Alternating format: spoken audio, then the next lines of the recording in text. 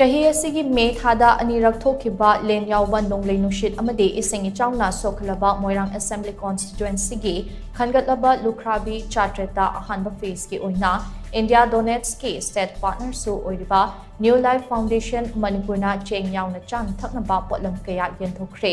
ngasi Moirang Assembly Constituency gi Naran Saina Community Hall da pangthukiba chana thaknaba yenthokpagi thoram aduda Ahanba phase ki Oina Lukhrabi Chatret ki manungda Lukhrabi chamanga Manipur marida cheng sangom achathau ngari amadi thumna chingba yenthokre chana thaknaba potlam sing yenthokpa aduga mari leina New Life Foundation Manipur ki General Secretary Dr. Lamabam Pisakna Pauni Singh Hai Poche Yenthokpagi Thoram ase Moirang Assembly Constituency gi manungda leiba Khudekpi Tronglaubi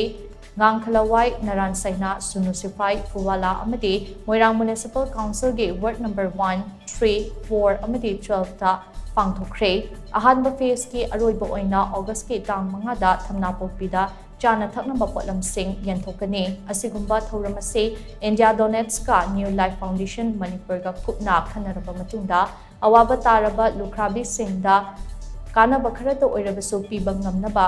Khangatlaba beneficiary singda angamba mateng tawbane makhatabadasu awaba taraba imung singda mateng pibaga loinana makhatana thabak ase tawnanabagidamag New Life Foundation Manipur da support tobiyu haina mahakna makhataki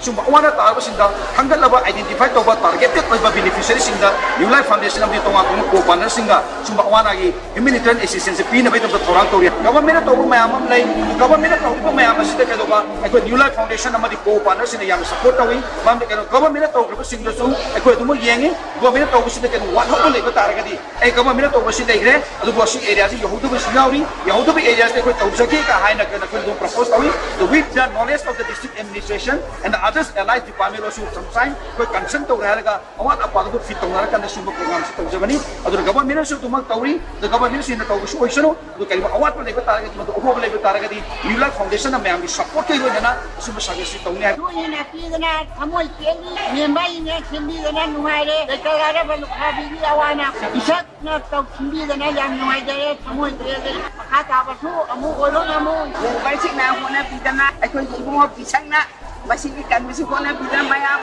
wala ba prada sinsidang mating kapili masih asli mating ayin kagasan na